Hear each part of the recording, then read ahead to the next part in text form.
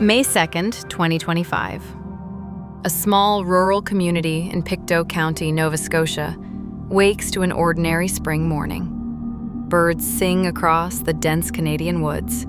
Life feels calm, safe, normal. But before the day ends, the town will be gripped by fear, and 2 young children will vanish into thin air. Introduce Lilly Sullivan, age 6, full of energy, known for her laugh. Introduce Jack Sullivan, age 4, playful, shy, adored by neighbors. Their home, a quiet farmhouse surrounded by forests and farmland. Parents described as loving, hardworking, protective. The small town setting, everyone knows everyone, making their disappearance even more shocking. That morning, Lilly and Jack were last seen playing near their home. By mid-afternoon, their mother noticed the silence. No laughter, no footsteps, just emptiness. Initial assumption, they wandered into the woods.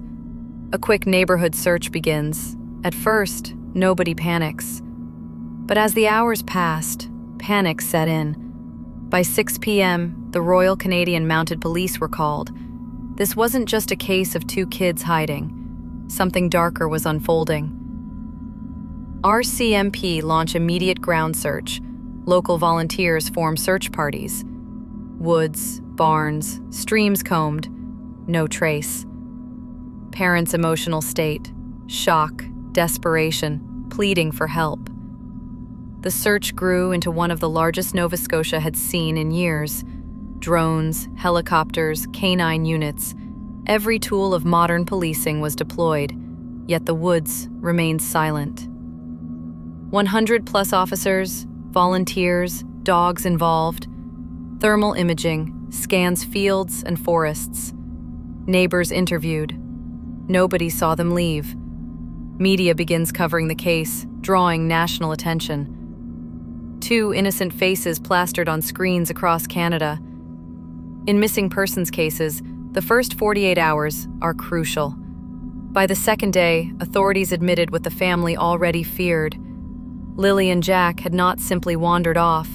Something sinister had happened. No clothing, footprints, or belongings found. Investigators widen the radius to highways and neighboring towns. Parents undergo routine interviews, cleared. Suspicion turns outward. Was there an abduction? By day 3, police attention shifted. While the woods had yielded nothing, eyes turned toward the people closest to the family. Investigators began asking a chilling question. Could someone from this tight-knit community have taken the children? RCMP interviewed neighbors extensively. One man in his 40s, living alone, is questioned due to his criminal record for theft. Rumors swirl online that he was seen near the Sullivan property that morning. The media paints him as a prime suspect, but police find no evidence connecting him. Fear spreads. Trust between neighbors begins to fracture. Cases like these often attract darkness, not just from suspects, but from strangers feeding on tragedy. Within days, the Sullivan family began receiving phone calls. Anonymous voices claiming to know where Lilly and Jack were. Some calls demand ransom, fake.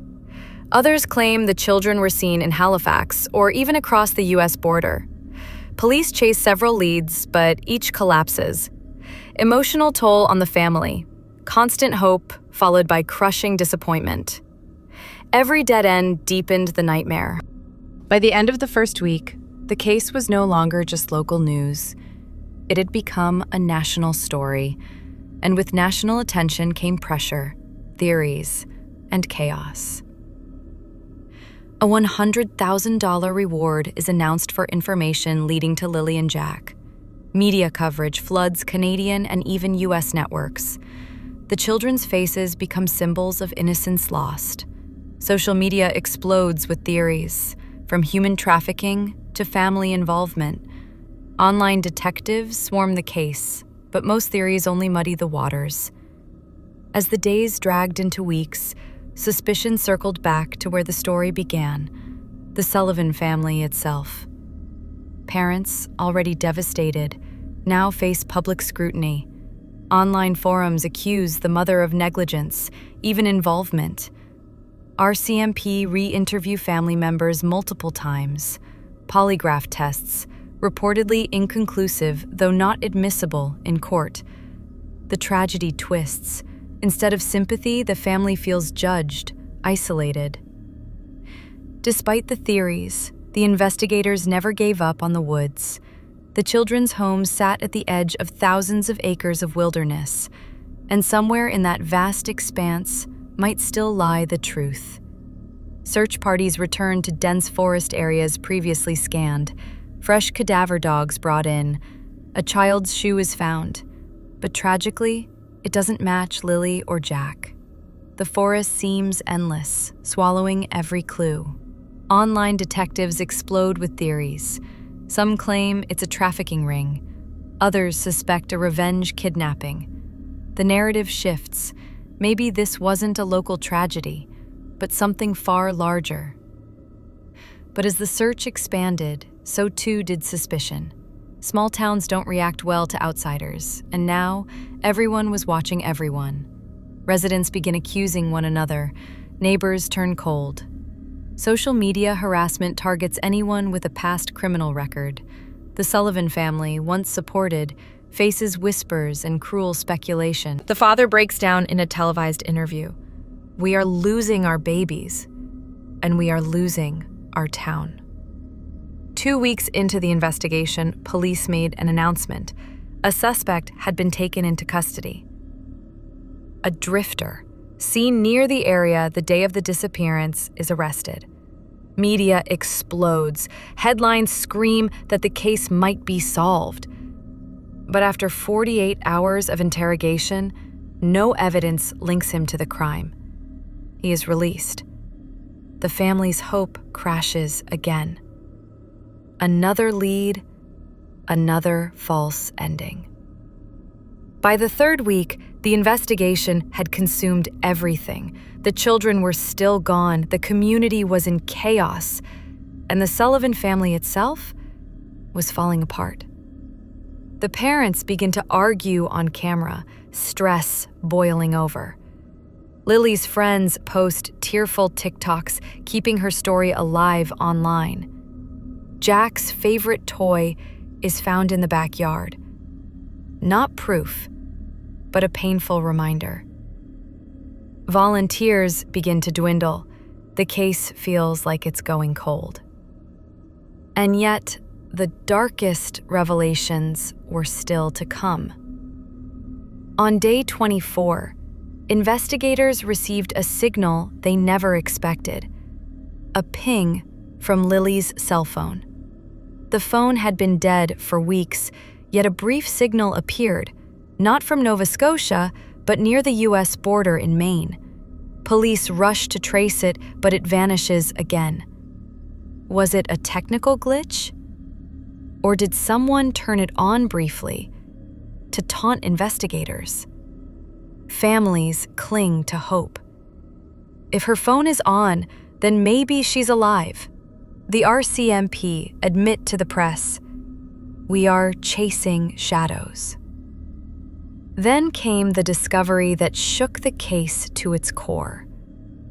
Deep in the forest, 15 miles from the Sullivan home, search dogs uncover a makeshift campsite.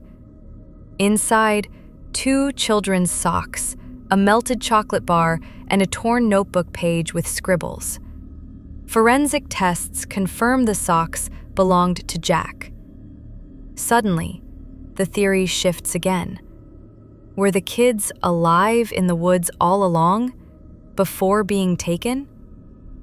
While police combed the forests, it was an anonymous tip online that cracked open a terrifying lead. A Reddit user claims to have seen Lilly and Jack on an encrypted live stream.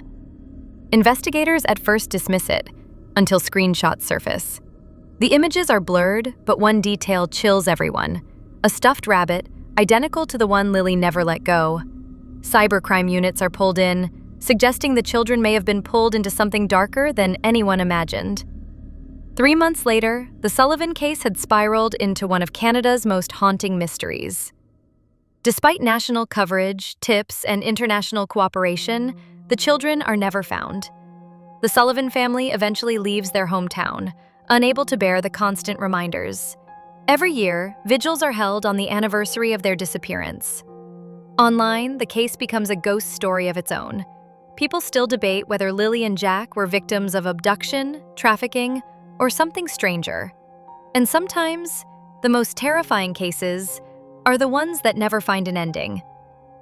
The disappearance of Lilly and Jack Sullivan remains unsolved, a mystery that continues to haunt families, investigators, and entire communities. Do you believe they were taken?